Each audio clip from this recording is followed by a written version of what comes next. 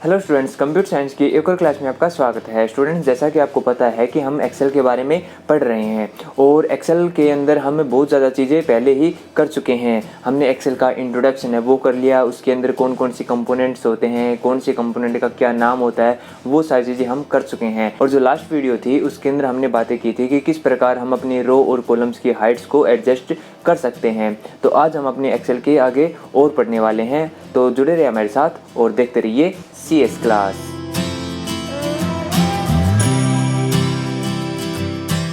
तो स्टूडेंट्स, अगर आपने एक्सेल की पहली वीडियो नहीं देखी है तो उन वीडियो को भी आप जाके देख लीजिए, ताकि जो भी हम आगे एक्सप्लेन करने वाले हैं वो भी आपको अच्छे से समझ में आ जाए। तो स्टूडेंट्स, आज की वीडियो में हम बात करने वाले हैं कि ऑटोफिल क्या होता है। तो ऑटोफिल एक एक्सेल का स्पेशल फीचर होता है, जिस फीचर का यूज़ करके हम एक्सेल के अंदर ऑटोमेटिक डेटा को फिल कर सकते हैं। ऑटोफिल के अंदर कुछ नंबर्स की या फिर कुछ स्पेशल टेक्स्ट की सीरीज़ होती हैं, जिसमें से हम कुछ एक दो वर्ड टाइप करते हैं और उससे रिलेटेड जितने भी वर्ड हैं उनको हम ऑटोमेटिक फिल कर सकते हैं। तो स्टार्ट करते हैं हम कि किस प्रकार हम अपनी ऑटो फिल लिस्ट को यूज़ करते हैं और किस प्रकार अपने कस्टम ऑटो फिल लिस्ट को क्रिएट कर सकते हैं और उसको डिलीट कर सकते हैं। तो सबसे पहले हम अपने एक्सेल को स्टार्ट कर लेते हैं। एक्सेल स्टार्ट हो गया है हमारा। तो ऑटोफिल में सपोज करो हमें 1 से लेके 10 तक काउंटिंग लिखनी है, तो हम अगर ऑटोफिल का यूज़ नहीं करते हैं तो हम क्या करेंगे, 1 लिखेंगे, 2 लिखेंगे, 3 लिखेंगे, 1 बाय 1 उसके अंदर फिल करते हुए जाएंगे। लेकिन ऑटोफिल का यूज़ करके हम वही सारी चीज़ें बहुत ही आसानी से कर सकते हैं। हम सिंपली क्या करेंगे, 1 लिखेंगे, 2 लिखेंगे और 3 लिखेंगे। हमें सिर्फ 3 ही नंबर यहाँ पे लिखने हैं और इन्हीं 3 नंबर का यूज़ करके हम पूरे जहाँ तक काउंटिंग लिखना चाहें वहाँ तक काउंटिंग आसानी से लिख सकते हैं। इसके लिए हमें क्या करना पड़ेगा, सबसे पहले इसको तीनों को सिलेक्ट करना पड़ेगा और तीनों को सिलेक्ट करने के बाद जैसा कि हमारा जो पॉइंटर दिखाई दे रहा है यहाँ पे ये प्लस का साइन दिखाई दे रहा है, लेकिन जब इसको एक ऐसे छोटे से डॉट के ऊपर लेके जाएंगे तो इसका जो साइन है वो चेंज हो जाएगा, रहेगा प्लस का ही, लेकिन इसका जो साइज़ है वो थोड़ा सा छोटा हो जाएगा। उस टाइम पे हमें इसको माउस के पॉइंटर को दबाए रखना है और इसको नीचे से ले आना है। तो देखो साइड में हमारे पास इंडिकेट भी हो रहा है कि हमारी जो काउंटिंग है वो कहाँ तक हो चुकी है। यहाँ पे ये 7 दिखाई दे रहा है। अगर नीचे लेके आते हैं तो उसी के अकॉर्डिंग जो इंडिकेशन है वो चेंज हो रही है। अगर हमें 10 तक या फिर 20 तक या फिर 30, 40 जहाँ तक भी इसको लेके जाना है हमें वहीं पे ला के इसको छोड़ देंगे और वहीं तक हमारी काउंटिंग है वो ऑटोमेटिक यहाँ पे फिल हो जाती हैं। इस प्रोसेस को ही हम ऑटोफिल बोलते हैं। अगर हमें ये 100 तक भी करना है या 100 से भी ऊपर करना है, जहाँ तक हम चाहें वहाँ तक इस सीरीज़ को हम कंटिन्यू कर सकते हैं। ये तो होता है नंबर्स के साथ। इसी प्रकार अगर मैं कोई दूसरे नंबर्स को लेता हूँ, मैं लिखता हूँ 101, 102, 103 और इसको भी अगर मैं आगे कंटिन्यू करना चाहूँ तो इन्हीं को वैसे ही सिलेक्ट करूँगा और इस छोटे से डॉट से इसको क्लिक करके और नीचे तक ले आऊँगा और यही सीरीज़ हमारी आगे की साइड कंटिन्यू हो जाती है। इसी प्रकार हम कोई भी सीरीज़ को ऐसे कंटिन्यू कर सकते हैं और नंबर के साथ ही नहीं, हम ऐसे ही ऑटोफिल को और किसी के साथ भी यूज कर सकते हैं। जैसे हमें सपोज करो वीक डेज़ के नाम लिखने हैं तो हम सबसे पहले लिखेंगे संडे, उसके बाद लिखेंगे मंडे और ट्यूसडे। ठीक है, अब इससे आगे मेरे को लिखना है तो वही मैं इन तीनों को सेलेक्ट करूँगा और इसी डॉट से लेके नीचे तक ला के इसको कर दूँगा और हमारे जो 7 डेज़ है बाकी के उन सभी के नाम यहाँ पे आ जाते हैं। अगर मैं इसको और आगे की साइड कंटिन्यू करता हूँ तो जो डेज़ है वो फिर से रिपीट होना स्टार्ट हो जाते हैं और ऐसे ही कंटिन्यूस यहाँ तक आगे चलते रहते हैं। अब जैसे यहाँ पे संडे से स्टार्ट हुआ, उसके बाद सैटरडे के बाद फिर से संडे से स्टार्ट हो गया, उसके बाद फिर से यहाँ पे संडे से स्टार्ट हो गया, ऐसे ही रिपीटिशन चलता रहता है। इसी प्रकार अगर मैं मंथ के नेम्स को भी ऑटोफिल करना चाहूँ तो वो भी यहाँ पे कर सकता हूँ। उसके लिए हम सिंपल एक नाम भी लिख सकते हैं, JANUARY, जनवरी लिखा मैंने। और अगर मैं एक से भी इसको आगे कंटिन्यू करता हूँ तो भी हमारे जो भी मंथ्स के नेम है वो आगे लास्ट तक कंटिन्यू हो जाते हैं और वीक डेज की तरह ये आगे रिपीट होते जाते हैं। जैसे अगर हमने जनवरी से स्टार्ट किया तो दिसंबर के बाद फिर से जनवरी से स्टार्ट हो गया और ऐसे ये आगे रिपीट होते जाते हैं। तो इन सभी को हम बोलते हैं ऑटोफिल।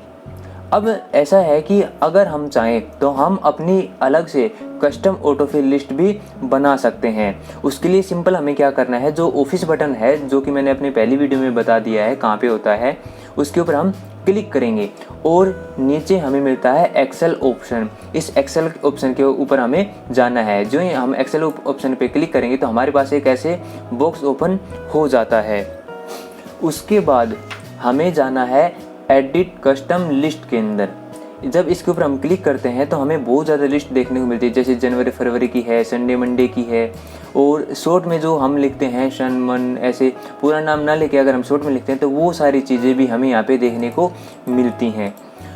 अब इसके अंदर अगर हमें अपनी नई लिस्ट बनानी है, कस्टम लिस्ट बनानी है, तो उसके अंदर हम न्यू लिस्ट के ऊपर क्लिक करेंगे और एंट्रीज को हम 1 बाय 1 एंटर कर देंगे। जैसे फॉर एग्जांपल हम अपने स्टूडेंट्स की लिस्ट बनाना चाहते हैं तो हम अपने स्टूडेंट्स का नेम यहाँ पे 1 बाय 1 लिखते जाएंगे।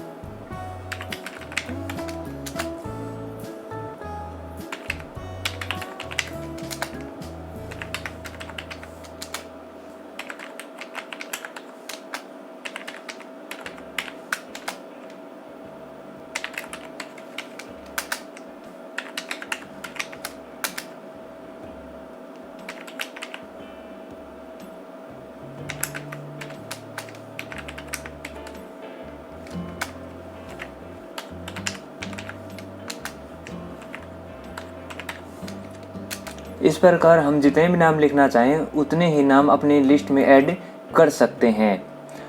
उसके बाद हम इसको ओके कर देंगे और अगर हम चेक करना चाहें तो हम कस्टम लिस्ट के अंदर हम यहाँ पे अपने लिस्ट को चेक भी कर सकते हैं। इसके बाद हम इसको ओके करेंगे और इसको भी लास्ट में ओके कर देंगे और जो हमारी कस्टम लिस्ट है वो बन चुकी है। अब उसके बाद जब भी हम यहाँ पे किसी 1 या 2 स्टूडेंट्स का नाम लिखते हैं, जैसे सपोज करो मैं यहाँ पे लिखता हूँ, अगर मैं बीच में से भी कोई नेम चूज़ करके लिखता हूँ और इसको नीचे लेके आता हूँ तो जितने भी हमारे स्टूडेंट्स हैं उन सभी के नाम यहाँ पे आ जाते हैं। इसी प्रकार हम अपने कस्टम लिस्ट किसी भी प्रकार से बना सकते हैं और उसको ऑटोमेटिक अपने एक्सेल की शीट के अंदर फिल कर सकते हैं। ये टॉपिक बहुत ही इंटरेस्टिंग है। इसके अंदर हम अपने जितने भी स्टूडेंट्स हैं उनको एक साथ लिख सकते हैं और उन सभी के नाम को यहाँ पे डाल सकते हैं। और जैसा कि हम देख रहे हैं कि जो नेम्स हैं वो पूरे कंप्लीट होने के बाद फिर से रिपीट होना स्टार्ट हो जाते हैं, बिल्कुल वैसे ही जैसे जो प्रीवियस है मंथ की नेम है या फिर जो वीकडेज की नेम है उन्हीं की तरह जैसे वो रिपीट होने लग जाते हैं, उसी प्रकार जो हमारे नेम्स है वो भी रिपीट होना स्टार्ट हो जाते हैं। तो इस प्रकार हम अपने एक्सेल के अंदर कस्टम लिस्ट क्रिएट कर सकते हैं। अब अगर हम चाहें तो अपने कस्टम लिस्ट को यहाँ से डिलीट भी कर सकते हैं। उसके लिए फिर हम वहीं पे ऑफिस बटन के ऊपर जाएंगे और एक्सेल ऑप्शन को चूज़ करेंगे और फिर वहीं पे एडिट कस्टम लिस्ट को चूज़ करेंगे और जो भी सबसे हमारे लास्ट में जो हमने लिस्ट बनाई थी वो यहाँ पे हमारे शो हो जाएगी। और उसको अगर हम चेंज करना चाहें तो यहाँ से चेंज भी कर सकते हैं और अगर पूरी लिस्ट को डिलीट करना चाहें तो पूरी लिस्ट को डिलीट भी यहाँ से ऐसे कर सकते हैं और जो हमारी लिस्ट है वो यहाँ पे डिलीट हो जाएगी। इसी प्रकार हम अपने एक्सेल के अंदर कस्टम लिस्ट को क्रिएट भी कर सकते हैं और डिलीट भी कर सकते हैं। इसके अलावा अगर हमारे पास पहले से एंट्री किए हुए नेम है उनको हम इंपोर्ट करके भी अपनी कस्टम लिस्ट क्रिएट कर सकते हैं। जैसे हम इसको इंपोर्ट करेंगे और जो भी हमारी लिस्ट है उसको हम यहाँ पे सेलेक्ट कर लेंगे और सेलेक्ट करने के बाद हम इनको इंपोर्ट करेंगे तो वही हमारी लिस्ट फिर से इंपोर्ट हो जाती है। और अगर हम डिलीट करना चाहें तो सिंपली वहीं से डिलीट करके इसको यहाँ से रिमूव कर सकते हैं और ओके करके हमारे डायलॉग बॉक्स को क्लोज कर देंगे। तो इस प्रकार हम अपने एक्सेल के अंदर कस्टम लिस्ट को क्रिएट और डिलीट कर सकते हैं, जो कि बहुत ही आसान है। उसी के साथ एक ऑटोफिल का ऑप्शन भी हमारे सामने आता है। सपोज करो हमारे पास यहाँ पे स्टूडेंट्स की नेम है और यहाँ पे मैं छोटा सा नेम रिपीट करना चाहूँ तो अगर मैं एम लिखता हूँ तो एम से रिलेटेड देखो जो बाकी नेम है वो ऑटोमेटिक यहाँ पे आ जाते हैं और उसको मैं एंटर करके वहाँ पे लिख सकता हूँ। इस प्रोसेस को ऑटो कंप्लीट बोलते हैं। उसमें क्या होता है कि हम जो भी हमारी पहले ही बनाई हुई लिस्ट है, जो ऊपर की जितनी भी सेल्स हैं, जो भी हमने इसमें डेटा एंटर किया हुआ है, उसके किसी भी नाम का अगर हम स्टार्टिंग के वर्ड डालते हैं तो जो आगे के वर्ड है वो ऑटोमेटिक यहाँ पे आ जाते हैं। सपोज करो अब आगे अगर मैं DIKL लिखता हूँ तो आगे का नेम है वो ऑटोमेटिक यहाँ पे आ जाता है और सिंपल हम एंटर करेंगे और हमारा नाम है वो पूरा यहाँ पे आ जाता है। इस प्रोसेस को हम बोलते हैं ऑटो कंप्लीट। तो स्टूडेंट्स, आई होप आपको जो एक्सेल का कॉन्सेप्ट है जो अभी हमने किया है, ऑटोफिल और ऑटो कंप्लीट, ये आपको समझ में आ गया होगा। अगर आपको कोई क्वेश्चन है तो आप मुझे कभी भी पूछ सकते हैं और एक्सेल के जो आगे के कॉन्सेप्ट है उसको हम आगे की वीडियोज़ में डिस्कस करेंगे। तब तक के लिए goodbye and have a nice day.